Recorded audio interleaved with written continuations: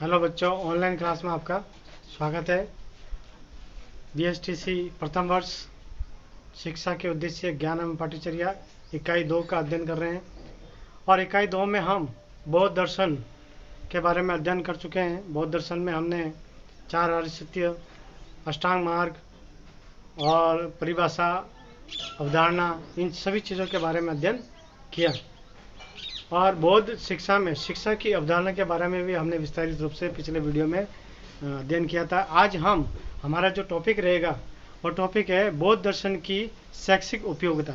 यानी बौद्ध दर्शन यानी बौद्ध परंपरा में जो शिक्षा की अवधारणा रखी गई थी, शिक्षा के बारे में जो सुविधाएं रखी गई थी, शिक्षा के बारे में बताया गया था, उसकी आज के युग में या उस समय कितनी उपयोगिता थी, उस चीज़ के बारे में, या जो भी इन्होंने शिक्षा के जगत में या किसी भी क्षेत्र में उन्होंने जो योगदान किया, जो भी एक परिवर्तन किया, वो आज के समय में कितना उपयोग है और कितनी उपयोगिता है, आज उसी के बारे में हम अध्ययन करेंगे। तो बौद्ध दर्शन की शैक्षिक उपयोगिता, जिसमें पहला बिंदु है बौद्ध दर्शन के उद्देश्य की दृष्टि से। यानी जो बौद्ध दर्शन में उद्देश्य रखे गए थे, उन उद्देश्य की दृष्टि से क्या क्या थे कि दुखों से मुक्ति। यानी बौद्ध धर्म में महात्मा बुद्ध ने यह बताया गया था कि सबसे पहले या सर्वप्रथम दुखों से मुक्ति, यानी दुख से मुक्त किया जाए। हर व्यक्ति के पास में कुछ न कुछ समस्या है और समस्या के कारण ही वो दुख उठाना पड़ता है या उसके पास में दुख है। यानी इस संसार में, इस दुनिया में चारों तरफ दुख ही दुख व्याप्त है। और दुखों का कारण क्या है? तृष्णा और इच्छाएं। जब तक व्यक्ति की इच्छाएं खत्म नहीं होगी तब तक दुख खत्म नहीं होगा। तो उन्होंने इसी चीज को लेते हुए 4 आर्य सत्य और अष्टांग मार्ग का अनुसरण करने का कहा गया। तो ये एक शैक्षिक दृष्टि से भी उपयोगिता रखती है। दूसरा है कलाओं की उन्नति। बौद्ध दर्शन में उस समय बहुत सारे स्थापित कला, बहुत सारी चीज़ों का मतलब है कि निर्माण हुआ। उस समय अजंता की गुफाएं, मूर्तिकला, बौद्ध गुफाएं, सांची स्तूप, अमरावती, मथुरा की मूर्तियाँ और अशोक के द्वारा, सम्राट अशोक के द्वारा जो चीज़ें बनाई गई, स्थापत्य कला बना गई, और बहुत सारे क्या कहते हैं शिलादित्य, ये सभी उनके समय बनाए गए थे, जो आज भी वो शैक्षणिक दृष्टि से हमारे लिए उपयोगी है। उसके बाद में नेक्स्ट है पाठ्यक्रम।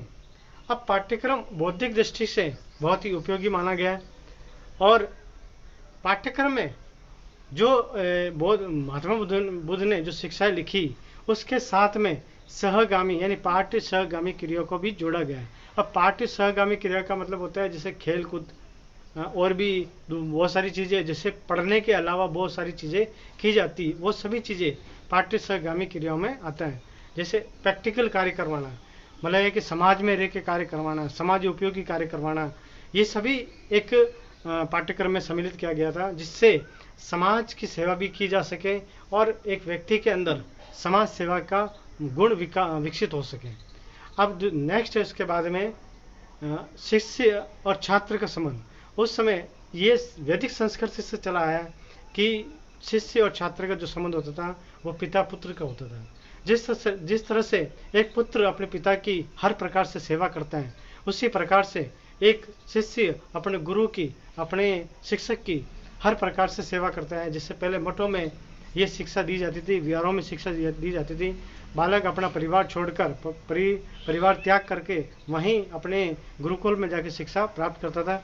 और हर तरह से जहाँ वहाँ पे जो भी कार्य होता था, एक शिक्षा ग्रहण करने के अलावा बहुत सारे कार्य किए जाते थे। उन सभी कार्यों को वो एक बालक करता था। यानी सुबह उठकर स्नान करना, नित्य कर्म करना, उसके बाद में अपने शिक्षक के लिए हर सुविधा उपलब्ध करवाना, ये सभी कार्य एक उस समय किए जाते थे।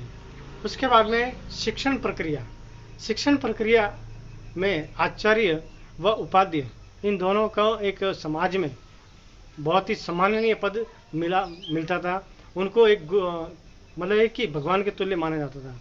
आज भी हम ये कहते हैं कि शिक्षण प्रक्रिया में शिक्षक और शिक्षार्थी और पाठ्यक्रम, इन तीनों अंगों के कारण ही शिक्षण प्रक्रिया पूर्ण हो पाती है, शिक्षण प्रक्रिया चलती है। अगर तीनों अंगों में से अगर एक भी अंग नहीं हो तो शिक्षण प्रक्रिया सुचारू रूप से नहीं चल सकती है, क्योंकि शिक्षक पाठ्यक्रम के माध्यम से शिक्षार्थी को ज्ञान देता है और शिक्षार्थी पाठ्यक्रम के माध्यम से शिक्षक से ज्ञान प्राप्त करते हैं।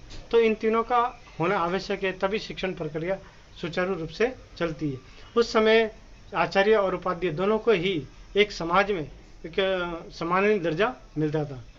जैसे वैदिक संस्कृत में ब्राह्मणों को मिलता था, वैसे ही जो ज्ञान बोध काल में जो भी शिक्षा अच्छी देता था उसको सम्माननीय पद मिलता था। उसके बाद में नेक्स्ट है छोटे छोटे समूह में शिक्षा देना, यानी छोटे छोटे ग्रुप बना के उनको शिक्षित करना, उनको ज्ञान देना। अगर हम बड़े समूह में ज्ञान देते हैं तो बड़े समूह में एक मतलब कि अगर दोष माने तो सभी को संपूर्ण रूप से वो ज्ञान नहीं मिल पाता है, व्यक्तिगत रूप से ज्ञान नहीं मिल पाता है। इसलिए हमें छोटे छोटे समूह में ज्ञान देना चाहिए, जिससे हम उन बच्चों को, उन बालकों का व्यक्तिगत रूप से ध्यान दे सकें, यानी व्यक्तिगत रूप से उनका ऊपर ध्यान रख सकें। उसके बाद में साहित्य का विकास। बौद्ध कालीन में या बौद्ध परंपरा में जिस भाषा का विकास हुआ उस भाषा का नाम था पाली भाषा। और उस समय जो रचनाएं हुई, जितने भी जैसे त्रिपिटक रचना हुई है, जातक कथाएं हुई है और बहुत सारी जो रचनाएं हुई है वो पाली भाषा में ही मानी गई है। जितने भी साहित्य जो भाषा लिखी गई है वो पाली भाषा में ही लिखी गई है और आज भी उन भाषाओं का मतलब एक उपयोगिता है। उसके बाद में सरल व लोकप्रिय धर्म, और इस धर्म को बहुत ही सरल और लोकप्रिय धर्म इसलिए माना गया है क्योंकि उस समय जो शिक्षा दी जाती थी, उस समय विद्यालय, मठों और विहारों में सभी के लिए वो दरवाज़ा खुला था। मतलब एक कि बड़ी से बड़ी जात वाला, छोटी से छोटी जात वाला भी पढ़ सकता था, अमीर भी पढ़ सकता था, गरीब भी पढ़ सकता था, हर प्रकार का, किसी भी जाति का हो, किसी भी वर्ण का हो, वहाँ पे जाके शिक्षा ग्रहण कर सकता था। लेकिन आपने वैदिक संस्कृति में देखा होगा कि शिक्षा प्राप्त करने का अधिकार सिर्फ ब्राह्मणों को होता था, वही शिक्षा प्राप्त करते थे और वही शिक्षा प्रसार करते थे। लेकिन बौद्धकालीन यानी महात्मा बुद्ध ने इन सभी चीज़ों को, इन बातों को सभी परिवर्तन किया और अपने शिक्षा प्राप्त करने का अधिकार सभी को दिया, चाहे वो पुरुष हो, चाहे स्त्री हो, चाहे वो अमीर हो, चाहे गरीब हो, चाहे किसी भी वर्ण का हो, किसी भी जाति का हो, हर व्यक्ति को शिक्षा प्राप्त करने का अधिकार दिया। उसके बाद में उच्च नैतिक आदर्श।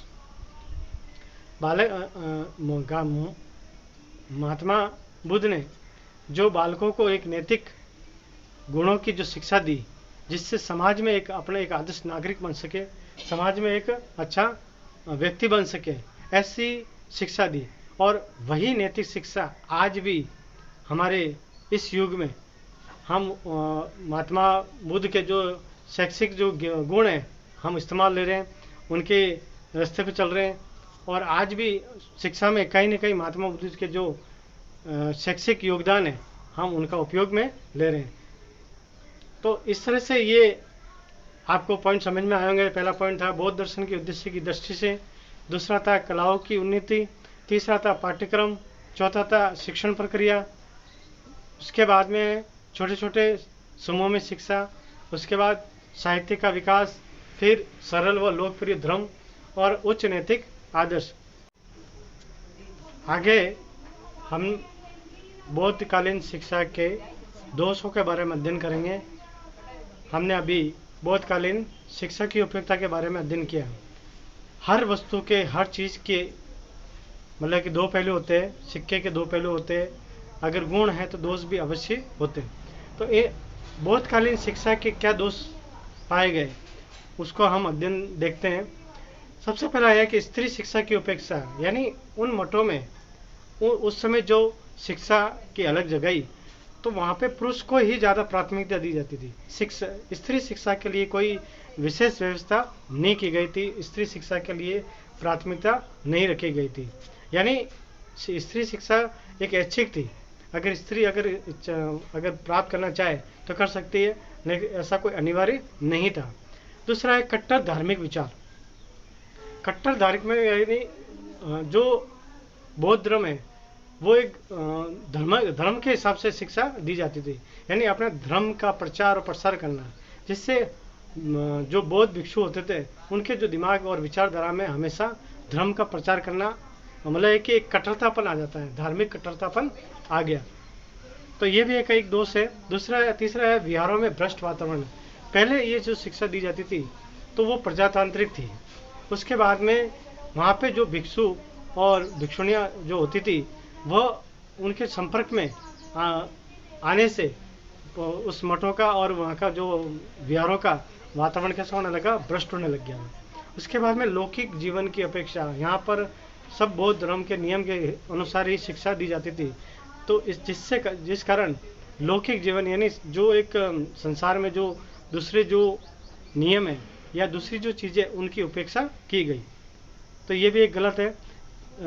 नेक्स्ट है उसके बाद में हस्तकला के प्रति घृणा, और इसमें सभी पुस्तकीय ज्ञान देने की बात की गई है, हस्तकला के ज्ञान देने की बात नहीं की गई। तो यहाँ पे ये भी एक दोष है, हस्तकला भी एक पाठ्यक्रम में जोड़ना चाहिए था। आशा करता हूँ कि आपको समझ में आया होगा। अगर मैं नहीं समझ में आया हूँ तो आप व्हाट्सएप पे कमेंट्स बॉक्स में पूछ सकते हो, और कमेंट्स बॉक्स में अपना नाम, अपने पिता का नाम लिखकर अपनी उपस्थिति अवश्य दर्ज कराएं। धन्यवाद।